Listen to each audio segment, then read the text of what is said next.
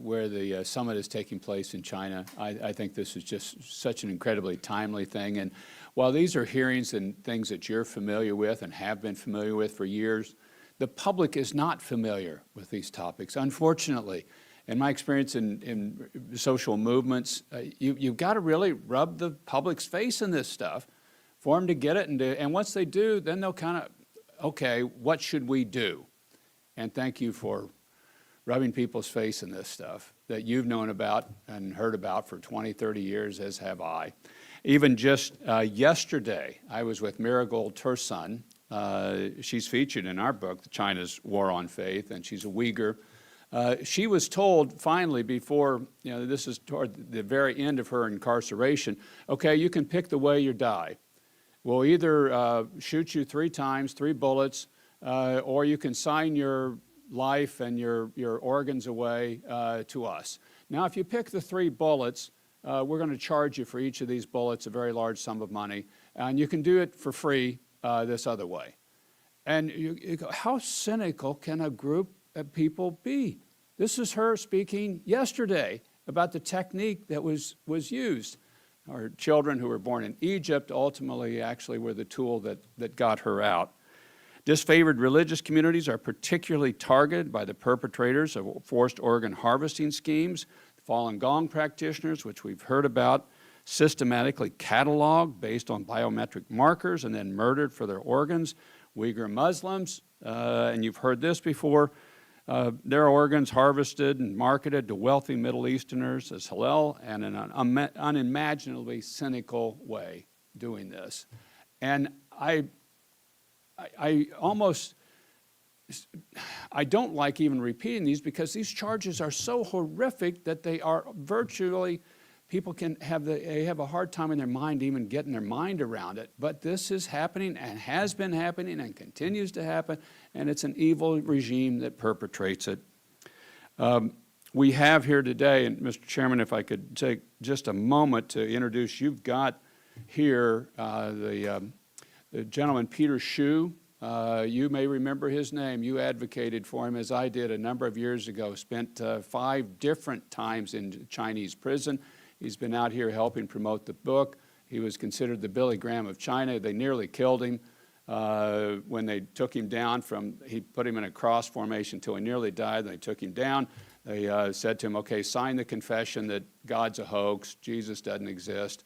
And he looks at the warden and he says, thank you for allowing me to participate in the sufferings of Christ. Just an amazing testimony of an individual who is here, and I've got to recognize Peter Hsu.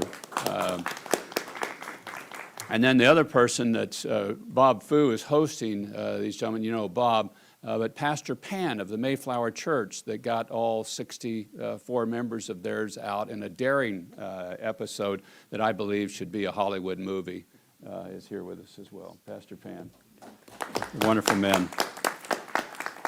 They bear witness, and as they bear witness, they get family members persecuted back home. These are not free shots that people get to take. They get hit. Pastor Pan has relatives still in China being threatened. And I would ask our State Department to allow them to come if they're allowed out of China.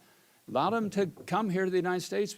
Here's a brave man being willing to speak out, and the family members back home are still persecuted. And I hear this constantly from members of this persecuted community, of the various religious persecuted communities.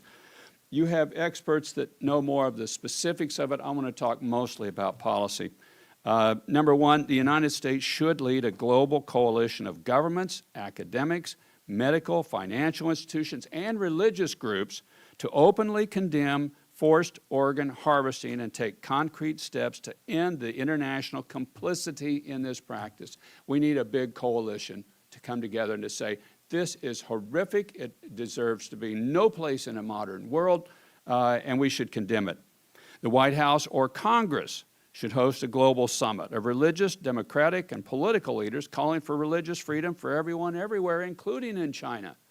This is a hallmark issue for us, and on our 250th birthday, this founding of the country is based, the early settlers, primarily on seeking religious freedom. And it's still a hallmark human right of the soul. the right that's closest to who we are as a being, and these are the people the most persecuted. It would help, and it would help them substantially. We ask President Trump to raise with Xi Jinping the release of Pastor Ezra Jin, and he's said that he's going to seek that release. Jimmy Lai, and I would add, the 9 Catholic bishops currently in detention in China that we don't know their whereabouts. 9 Catholic bishops, and we don't know where they are. They're incarcerated. And I would ask as well that Pope Leo would criticize China publicly for the ongoing genocides in that country of the Muslim Uyghurs, of Falun Gong, of the Tibetan Buddhists, and seek the release of these 9 Catholic bishops that are detained in China. And, Mr. Chairman, I've got another set of additional recommendations that I want to submit for the record, but one of them, we host the G20 summit this year. We should have in that a major section on religious freedom. As we bring these world leaders of the top countries here, we should be talking about religious freedom and condemning publicly forced organ harvesting at that event. This would be something that Dr. Gutman points out, the embarrassment factor. It's a true issue, and you and I both know it. You've got to raise the profile of these issues to the point that governments are embarrassed before something happens. We should do that at the G20 summit as well. And then finally, our media, Hollywood, academia, big business must start shining a light on these horrific practices being conducted by the Chinese government and no longer look the other way. We cannot look the other way. Now, we've got such an integrated economy with China, and I hope and pray we're in the process of breaking that apart and breaking our supply chains and moving it to other places. And I'm seeing positive trends on foreign direct investment in China going down substantially, a lot of that coming to the United States and other places going up, which is favorable towards us. That's the right trend. It's going to take several years to disentangle these two economies, but we really have got to be clear-minded that we have to move this way. This is a communist regime in China that seeks our removal from the leadership on the world stage. And whichever one of these systems, and I contend, and I'm going to end with this point, that we're in a clash of civilizations now.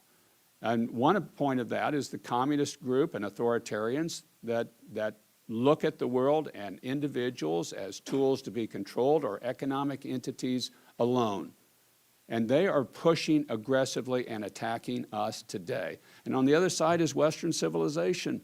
It's the United States leading a Western civilization that's built on a Judeo-Christian ethic, that everybody is created in the image of God. They are entitled to incredible dignity.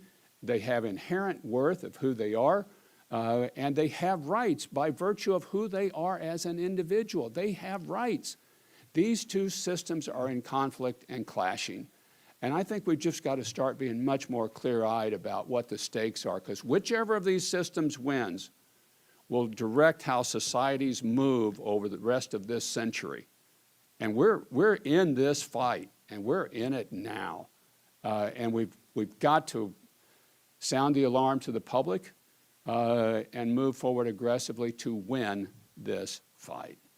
Thank you, Mr. Chairman.